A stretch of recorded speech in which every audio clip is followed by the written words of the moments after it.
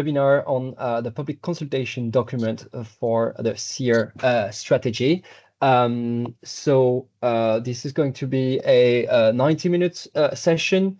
We might not need the full 90 minutes, but we have time, and we're happy about doing things without being too stressed. So my name is Rafael Noto. I'm the Deputy SecGen for CEER. I'm going to be facilitating this session today.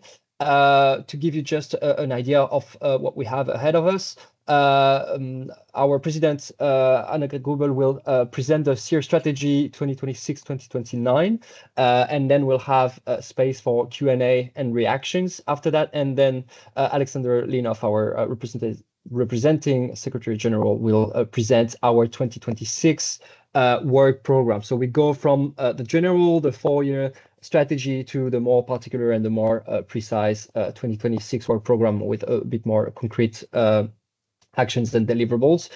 Each of the presentation will be followed by a Q&A session. You will be able to ask any question either in the Q&A box and the Q&A chat box that exists, but you can also, and I think it's nicer if you raise your hand and you ask your question directly, but of course if you'd rather put it in written form, it's possible. Again, we'll have the session dedicated at the end of the presentation, so you should not need to unless you have a very pressing question, we will not stop the presentation before the end. Just to recap a bit where we are and why we do this. Basically, we have our strategy document, our public consultation on the strategy document. We're very interested in having stakeholders' input, really to ensure that our work reflects the sector's priority, but also that we have a strategy, especially for the 4-year strategy, that lasts over time and is up to date for the most time as much as possible. We'll also go over our deliverables and our activities. And obviously, this is also a session to highlight the fact that we have an open consultation document. So we have the documents that you can consult, but then also a questionnaire and a form to receive the feedback from the stakeholders. And we have the links at the end of this presentation. We'll share also the links later on. Just to give the important dates, the consultation opened on 27th of June, so just last week, and they are open until the 22nd of August, so almost at the end of August. So this is the consultation period. Please make sure that you reply within this time. With that, I will like to give the floor to Annegret for the presentation of our strategic priorities for 2026-2029. Annegret, the floor is yours. Thank you, Raphael, and good afternoon, everyone. And I would like to present you our draft CEER strategy 2026 to 2029, called Ensuring Regulatory Stability and Citizen Engagement amidst change to reach the decarbonization goals efficiently. This is, in a nutshell, everything that we want to achieve, and I will explain in the following slides the various reasons for updating our midterm strategy. So you know that we are all going through geopolitical, economic, and technological shifts. We see that decarbonization is accelerating, but probably not enough to stop climate change. So we need to make the effort, to continue the effort. We also saw during the crisis, and this is also reflected in this new strategy, the fallout, if I may say so, of the energy price crisis, and in particular raising affordability concerns for consumers and also for industry with regard to competitiveness. We see a continuous change and digital transformation of the grids, but also in general of the markets, which we need to reflect. And among other things, this also leads to an increasing complexity in the market governance. So we need to steer this and manage it regulatory-wise in an efficient way. And one of the key features, the fundamental conditions for an effective regulation is regulatory independence. And the other key aspect that we want to highlight in this strategy is indeed the collaboration between NRAs within CEER to ensure that there is a consistent implementation of the frameworks and that we are achieving the implementation of the new electricity market design package as well as of the gas decarbonization package, both central frameworks, central pieces of legislation for pushing, for moving, for progressing with the energy transition. And regulation is supporting the energy transition to reach a integrated energy system with fostering consumer engagement in well-functioning markets. So these are always the various elements that we need to reflect with an effective regulation. So, as I said, we as regulators consider ourselves to be a part of the energy transition, to promote it in order to achieve an efficient and decarbonized energy system. We also, and that is also one of the fallouts of the crisis, see that it is very, very important to ensure system security as well as security of supply. That we need for the energy transition in order to integrate an increasing share of renewables, grid investments, efficient grid investments, and grid expansion, but also an optimal use of the existing grid. And what is important now is that there is an allocation of the costs fairly between all the market participants, so that this is a fair transition from this efficient and fair efficient investment and a fair distribution and allocation of the costs associated with this. So we have also the new compass from the European Commission, the competitive compass. So therefore, we are looking also at competitiveness, sustainability, security of supply, I mentioned already, regulatory and otherwise stability more generally in order to, let's say, have a consistent, have a smooth approach and in navigating the changes, the shifts that I mentioned at the beginning, which also at the same time require that regulation remains flexible to adapt to these changing conditions. So it's always a balance that needs to be found between a stable and predictable approach on the one side and enough flexibility to adapt to these changing conditions. So that regulation is not outdated but forward-looking and supporting the developments rather than blocking them, than being a barrier. And again, as I mentioned, this is particularly important for regulators to ensure affordability, to strengthen the resilience of the system. As we know, we saw that how quickly this is affected from outside shocks, and therefore we need to factor this in much more than in the past. And we do have an interconnected energy landscape, which we need also to reflect in our regulation, in our regulatory measure.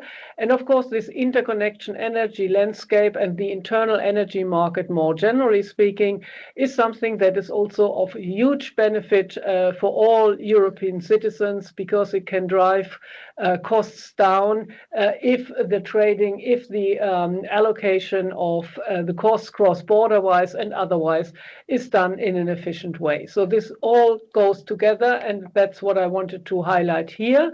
Now, on the next slide, you see some of the mega trends that we also tried, or against the backdrop of these megatrends, we tried to update our strategy, the current strategy, the 2022 to 2025 strategy, to take into account the aggravation of the energy and resource situation that we observe, the increasing value of individual consumers and consumer aspects, the digitalization, AI, and technological change. I mentioned already digitalization, but we also need to see that more and more AI has an impact on the way that grids are operated. That can be more efficient, but we also again have to make sure that the technology is used in a fair way and is not let's say, giving wrong signals to one or the other group. All of us, we know how important the energy system is to reach the climate, to make sure that the climate change can be mitigated and that climate action is taken as needed in order to reach the decarbonization goals, the 2015 net zero goal of a neutral, climate neutral continent, Europe, in 2050.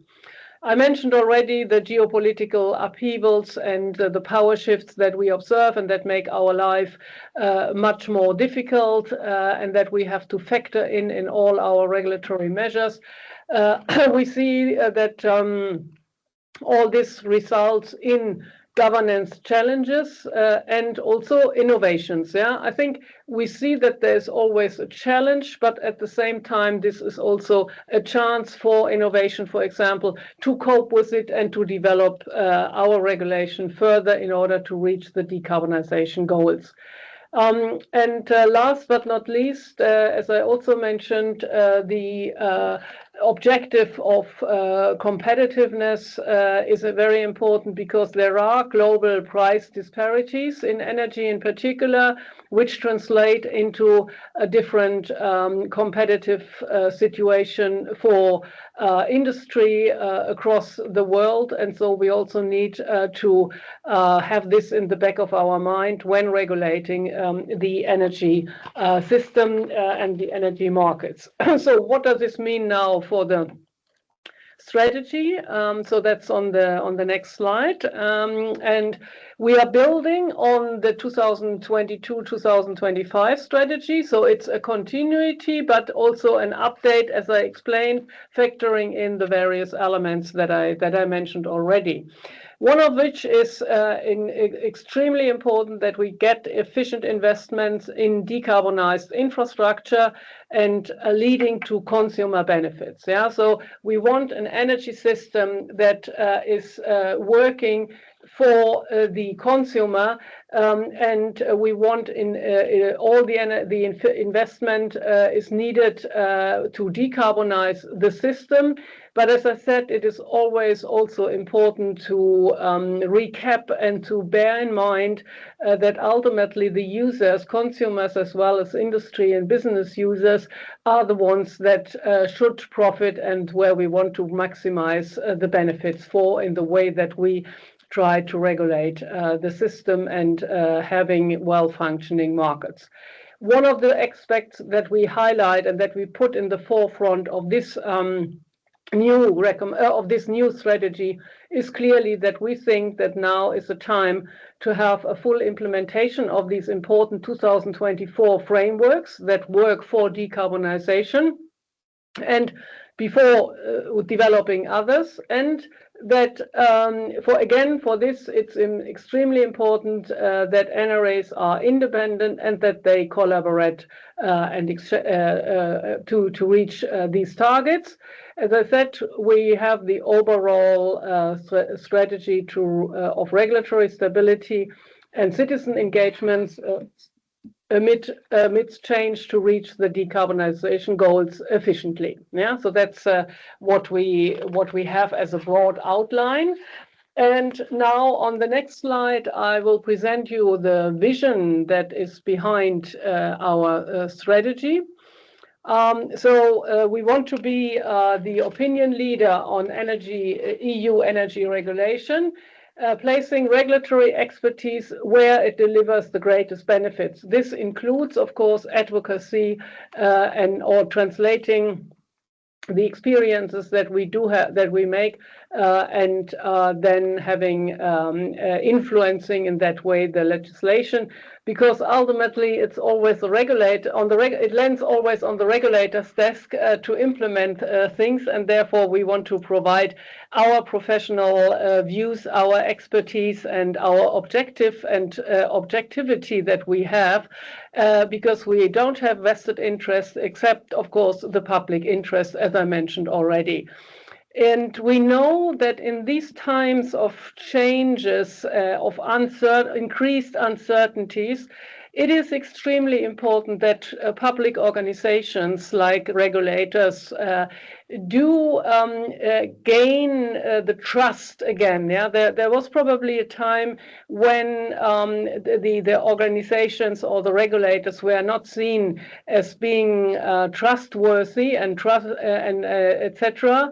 And I think this is a false narrative, but of course we have to also bear in mind that we have to communicate properly and to work in the way that we are trusted organizations, that everyone understands what we are doing and that we are doing it for the best of consumers. And one of these things to highlight this and to make sure that this is understood across Europe is indeed to have a close collaboration among each other, among our NRAs, among our members as CEER, exchanging experiences and then also advocating it to the sector and to the stakeholders and to the EU institutions, of course. The idea is that we strike the right balance between the decarbonization goals, affordability, and competitiveness. Yeah?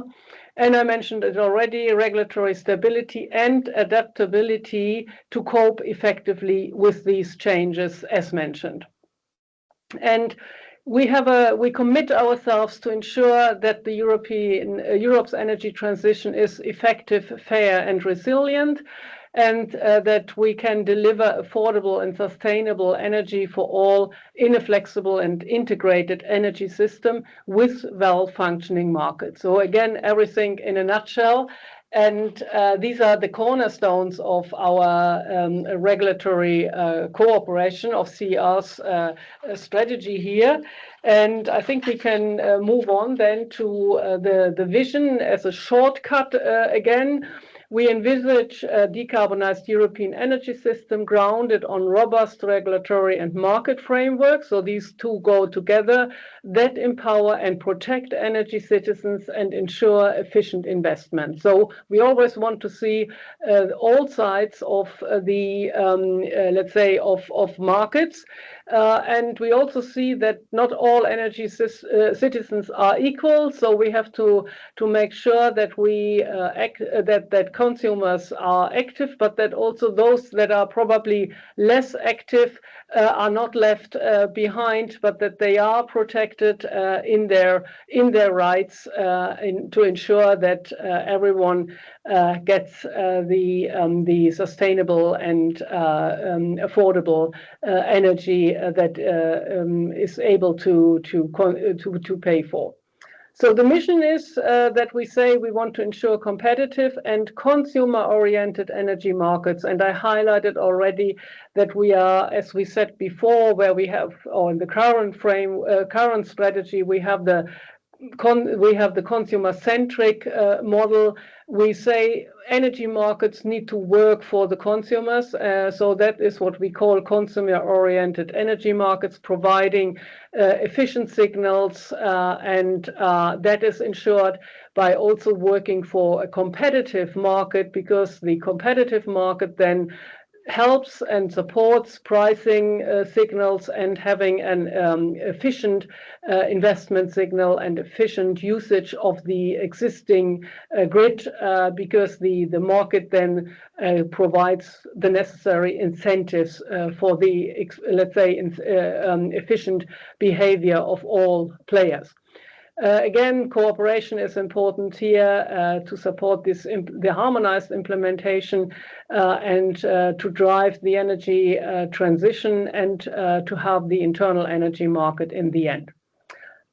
So we can now go to the next slides, where we have the prerequisites, and that is as I mentioned previously, delivering on agreed frameworks, prioritizing the effective implementation of the current frameworks, promoting future-proof market concepts, and establishing clear, stable, and predictable regulatory environments so that everyone knows what we are doing, why we are doing it, and that we are aiming to balance the various objectives and having a fair approach for everyone. Again, the key feature for this is that the regulatory independence is maintained, and we were very happy that the Commission's guidance on the network tariffs published 2 days ago highlights again the importance of independent regulators for solid and regulatory decision making.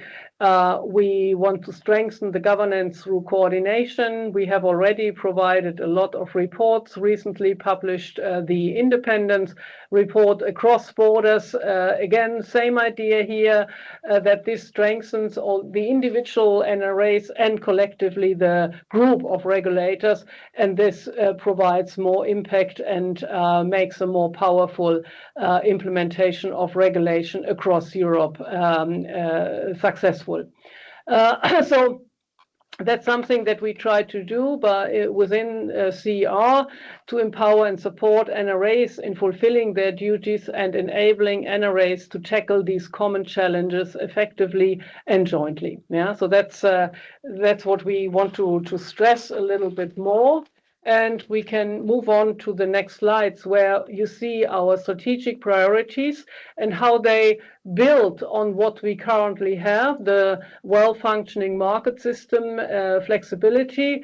We now say that we want to optimize market-oriented solutions that picks up an idea of the new frameworks where the market mechanisms were adapted and were made more resilient and more long-term proving and forward-looking. And I think that is very important in order to deliver best results for consumers and the energy system. Yeah, so everything is based on well-functioning markets, and the well-functioning of the markets was strengthened with the EMD as well as with the gas decarbonization package, emphasizing incentives to optimize the use of existing infrastructure and to incentivize efficient investments in grid expansion, to integrate renewables and have investment where it is needed, but also at the same time then having in the middle the empowering and protecting of consumers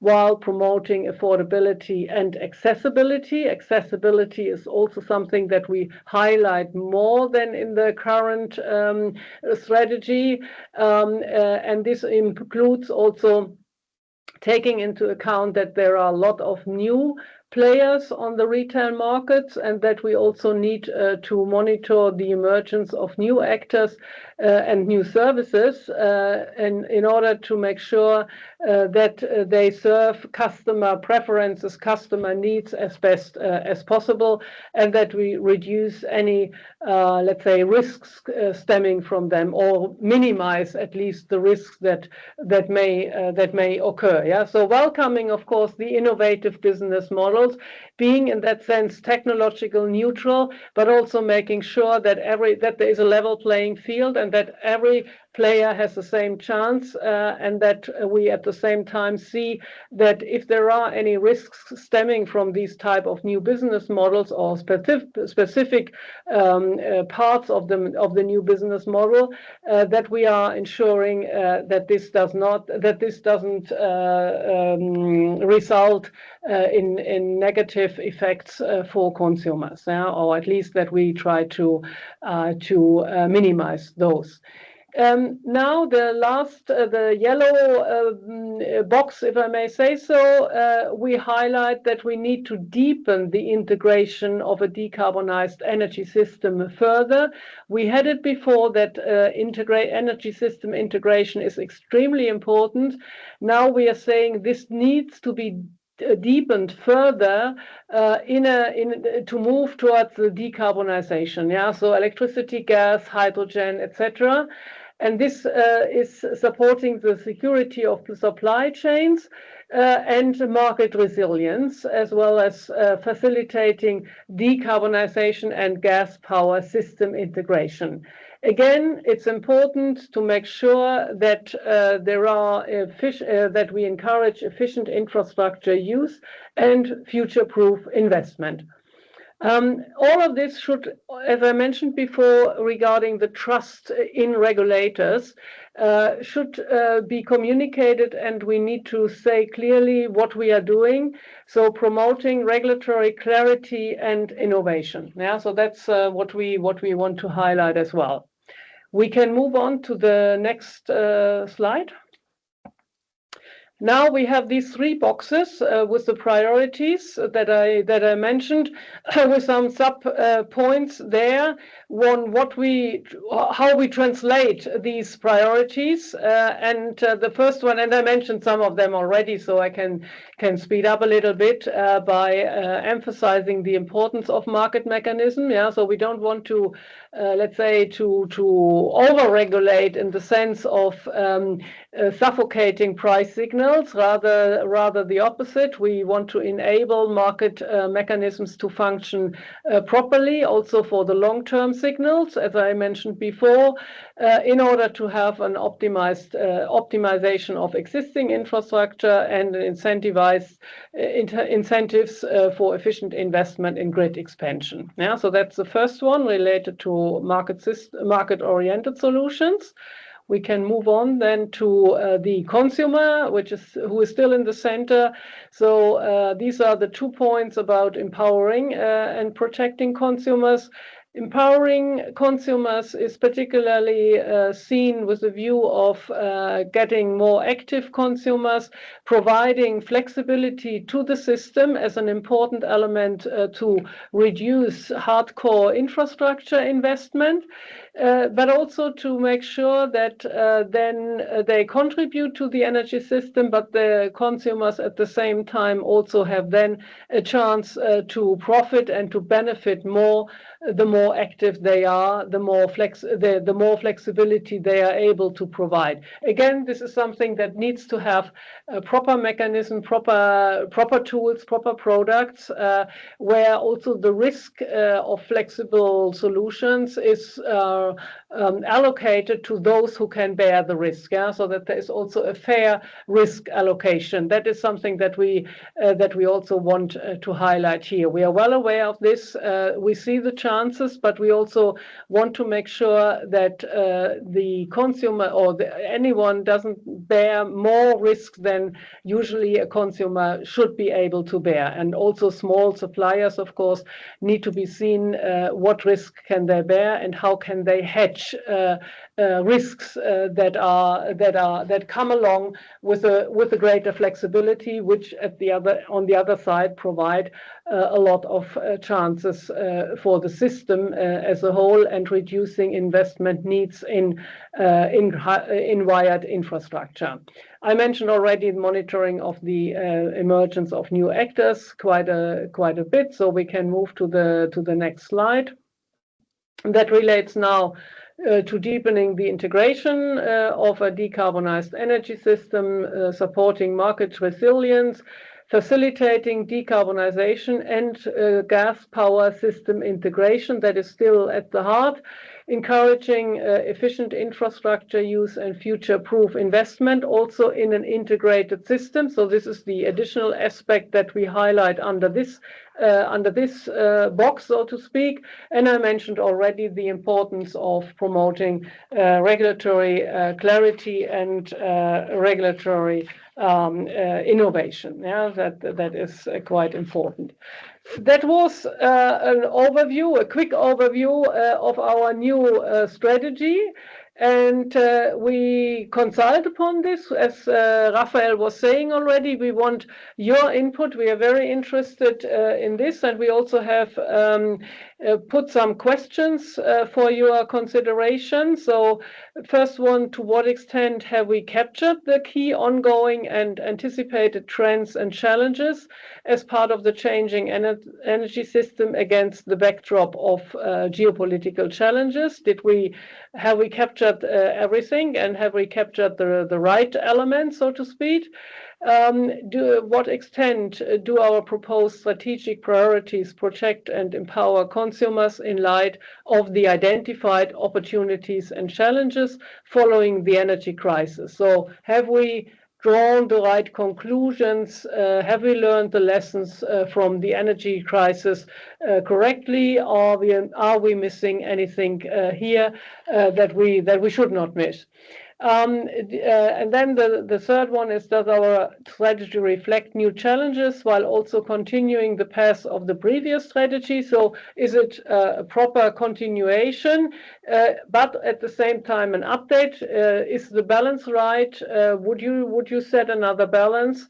And of course, last but not least, we would like to ask you whether to identify any missing priority on which regulators should focus, because we may have missed something, and that's why we are asking the question to you as stakeholders, and we do hope that you have the right answers to all these, and of course also comments on our strategy. We have the survey tool that is explained, was explained already, or will again be explained, but I wanted to provide you with this overview on the strategy. So any questions, or otherwise back to you, Raphael, and questions at the end, I think. Thank you, Annegret. Yeah, no, I think we can make time for questions now about the strategy itself. So if there's anyone with a question, please raise your hand or type a question in the chat. I don't see any question in the Q&A chat at the moment, but I see a question from Petros. So go ahead, we will unmute you. I think my colleague will do it. Or I see the hand went down, so maybe, yeah, go ahead.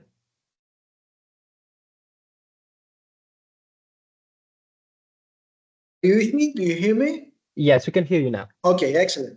Just tell me what do you think on the long term about the renewable curtailments? What your strategy would be upon this issue?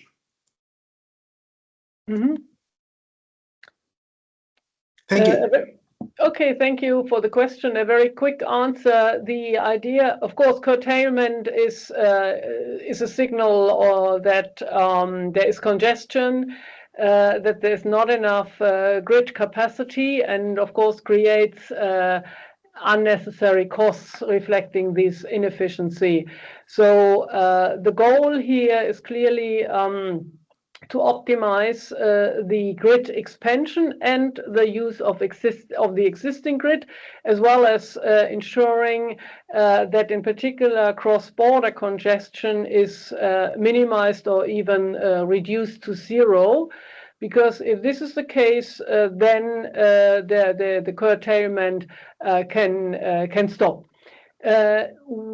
The difficulty here, and this is where we need to find good solutions, and where also ACER and I think everyone in Europe is looking for, is how to, let's say, to find let me call it the sweet spot as in competition law, of expanding the grid, optimizing existing interconnector usages, etc., as cost effectively as possible. Yeah, so I think that is a real question, because of course you can also say, oh well, okay, I just build out as much infrastructure as I can think of, or as I can be, as can be financed, and then I solve the problem. That's not the economic optimal solution for sure. It's important to find an economically optimal solution in the sense that you only build out to the point where it is cost effective, and this implies that you also make use of more flexibility, injecting more flexibility into the system. And finding here the right balance, I think, is the $1 million question, or $1 billion question, possibly.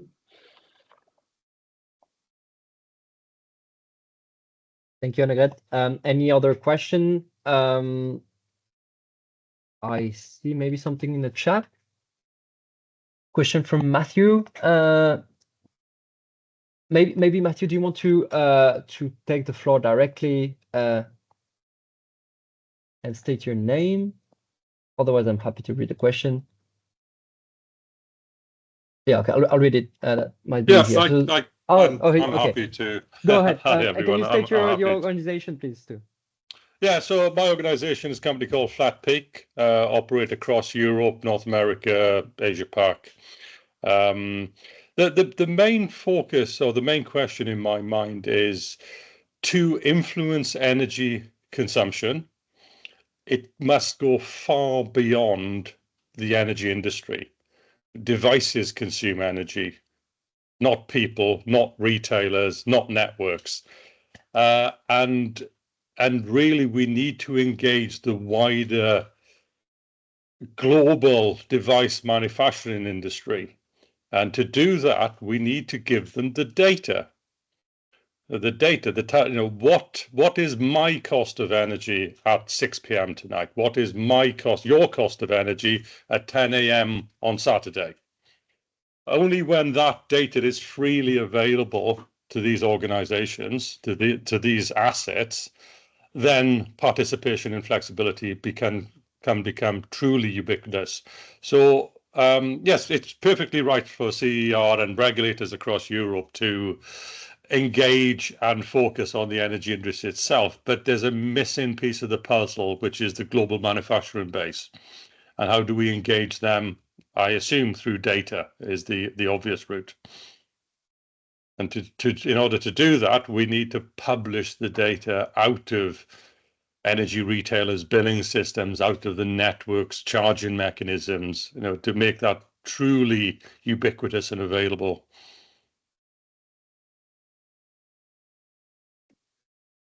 Yes, it was more of a statement, I think, than a question. I try to answer with some consideration. I think part of the information will be reflected in efficient price signals in market prices. That's why I emphasize so much that regulation needs to ensure that markets work, because then you have the price signals which give you the information for the timing. And I think that is something which is already in nearly real time. You have these platforms already for the trading, for the markets, where you can see quite well when energy is cheap and when energy is when you should consume less because it is the peak time of the day. I guess there is further room for making data available more to manufacturers with let's say devices with smart meters where you can improve this information and then make sure that you have the tools available to all users to react to the price changes. I think providing data doesn't chain or is not the only element of this chain. So I would say that it's a little bit wider, but I agree.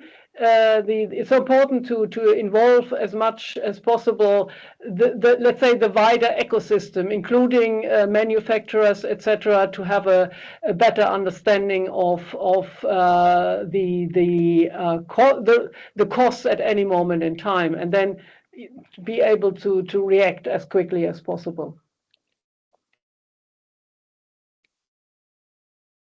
Thank you, Annegret.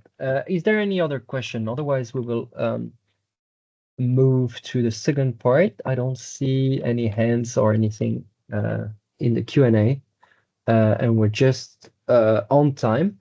So if that's all right with everyone, we'll move to the second part, which is the presentation of the 2026 work program of CEER, with Alexander Linov doing the presentation. Alex, the floor is yours. Yes, hello. Thank you, Raphael. Thank you, everybody, for joining us here in this webinar. So I will present our CEER 2026 work program, the work program that tries to reflect the already presented strategy and draft strategy, and to concentrate on the priorities that we have identified, that you see on the screen, that are now displayed and described in detail in the previous part of this webinar.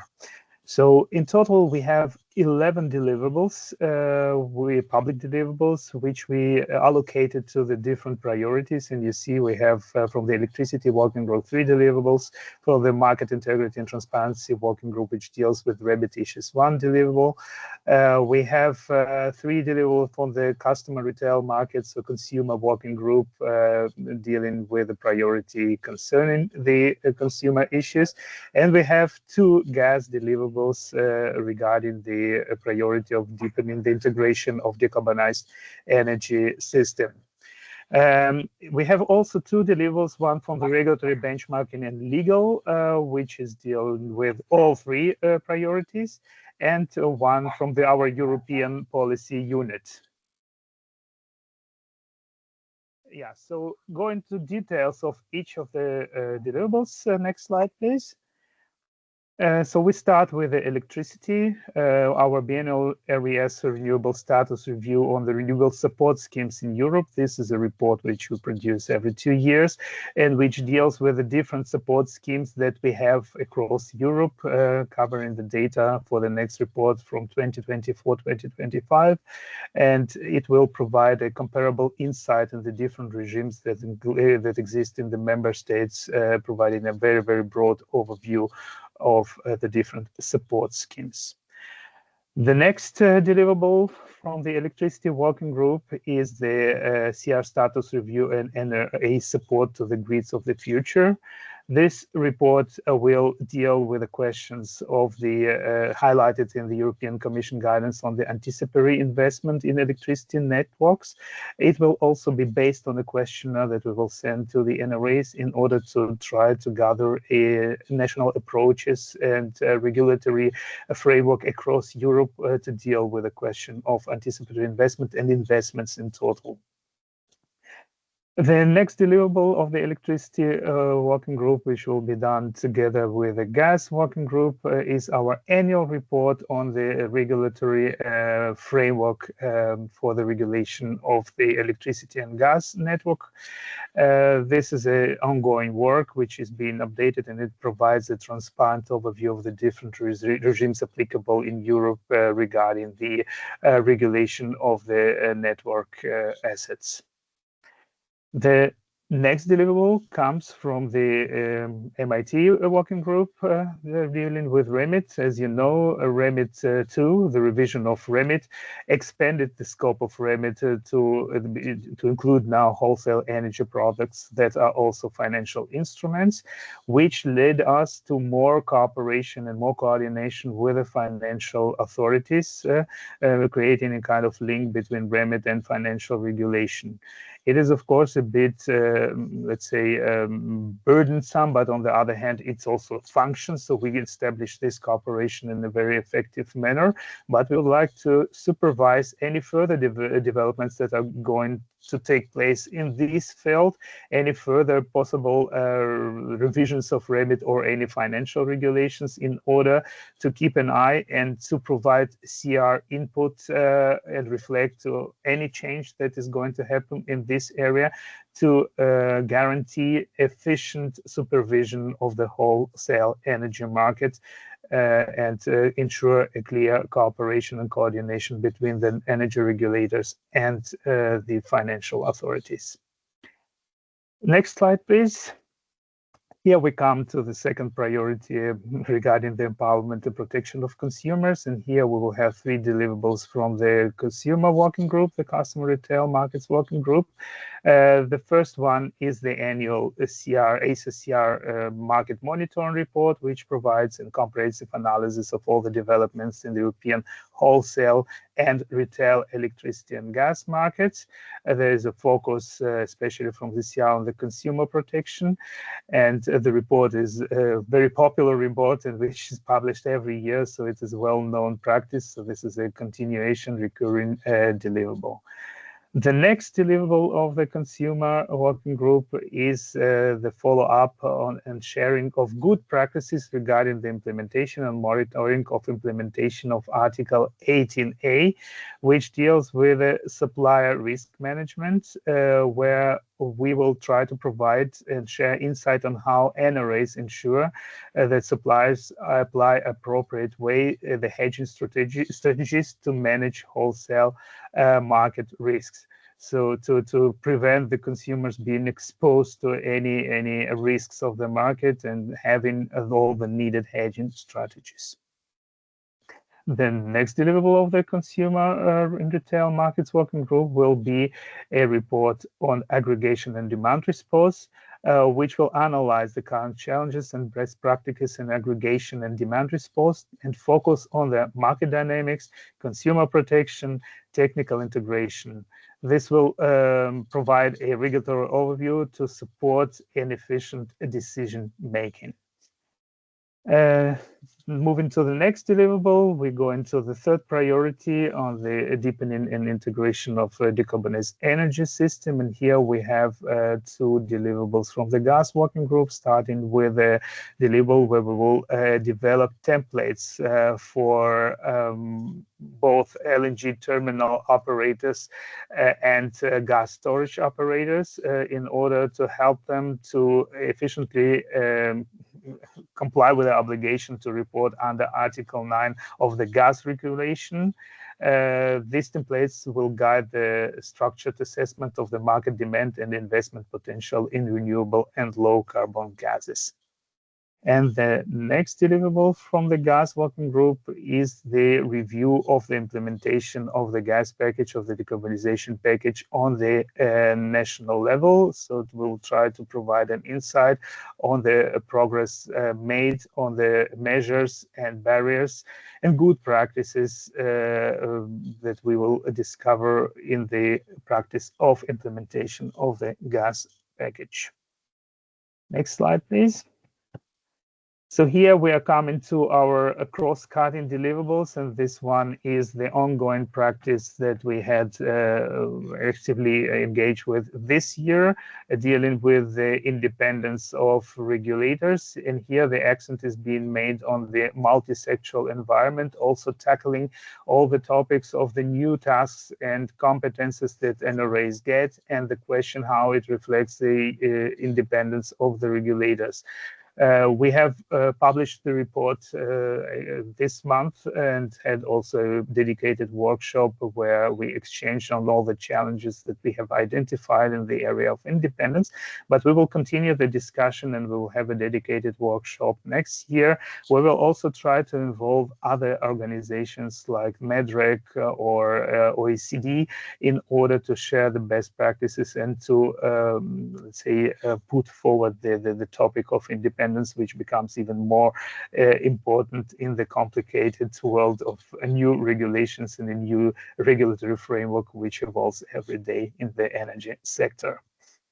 And the last but not least is the European Policy Unit, which will continue to follow all the developments that happen in the European legislation, every packages and every act that the Commission will publish and every legislative processes that will take place, where CEER is engaged in with advocacy and providing the view of the regulators in a timely and efficient manner.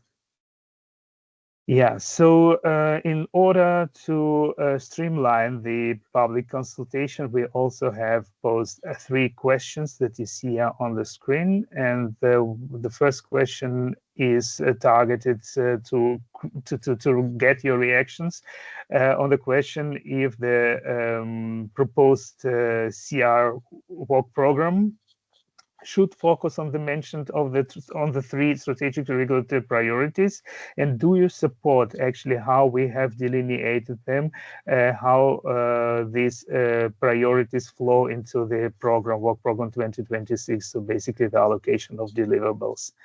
Then the second question, within each priority area, do you think that the 2026 work program focuses on the right deliverables, or should some of them be deleted or even added? Yeah, so here please also note that actually this is a 1-year work program, and the strategy is expanded. This is actually foreseen for 3 years, so every next year, following year, there will be a new work program which will cover more and more the strategic priorities that we have. And then the third question is concentrated on the individual work items, where we ask you to provide concrete comments on each of them, and also to indicate, if possible, which you find is a very important, or less important. And yeah, it would be also nice to hear for those deliverables which include consultations, hearing, workshops, or public participation, if you also intend to actively participate in these events or not. The questionnaire will also include a general field where you are feel free, please provide any further comments or any further ideas that you deem to be important, and we will take it into consideration. The link to the questionnaire, the link to the public consultation, you can find here by clicking this QR code or on our website, and all the necessary information is available there. So now I give back the floor to you, Rafael, and if there are any questions, I'll be happy to answer. Thank you, Alex. I'm checking the Q&A box and not seeing any question yet. But if there are any questions, please raise your hand. I think it's easier. But so far, I think we don't have that many questions. Just trying to see, or just giving a bit of time to people. But it seems you were extremely clear, Alex. I see a question in the Q&A from Anna Leonardo. Oh yeah, Leandro, sorry. It's yeah. difficult for Maybe me we can ask Anna to take the floor directly.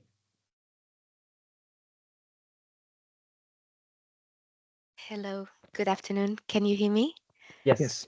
Hi, my name is Anna Leandro. I'm supporting the AIB, the Association for Issuing Bodies. The question I would ask, both in relation to the strategy and the work program, is considering that there are multiple EU policy areas where tracking of the origin of energy is relevant. And here I'm referring to many different policies, including not only just relating to gas and hydrogen, but also to corporates. So considering there are these different policy areas where tracking energy origin is relevant, if there is no harmonization across these policy areas of how this tracking is done, there could be risks of double counting the same units of renewable energy, which could mislead and confuse consumers.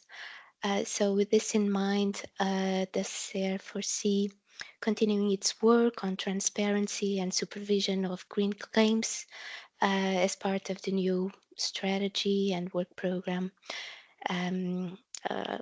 AIB, for those who may not be aware, probably most are, but AIB is the International Association of Issuing Bodies, the government-appointed organizations who issue guarantees of origin for renewable energy, both electricity and gas, in line with the Renewable Energy Directive, Article 19. Thank you for your attention. Yes, thank you. I see, Annegret, you want to react? Maybe I can start, and of course, if you have more, you were rightly referring to a report that we did, I think in 2024, if I'm not misleading, or 23, about the various certificates and labels. And we still consider that this is a very important work to have to prevent greenwashing, and we see how important this work is. So we can imagine that we probably will go looking into this again. For next year, we haven't foreseen anything like this, but as you know, the strategy is for the next 4 years, and some of the issues will and deliverables may come at a later point. But in principle, we agree that the importance of this topic is still very high and needs to be followed up, I would say. Yes, and I can maybe only add, like Annegret said, so this year deliverable does not foresee this one, but one of the targets of this consultation also to gather some ideas for the future deliverables that we have. And in the general comments, we'll be glad if their ideas could be put there for us to take it into consideration. Thank you.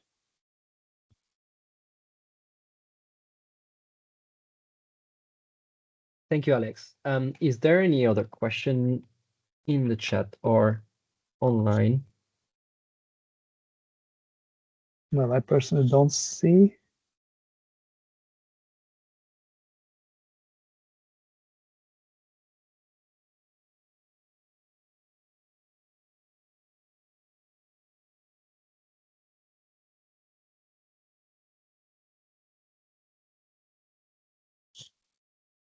Okay, I think we're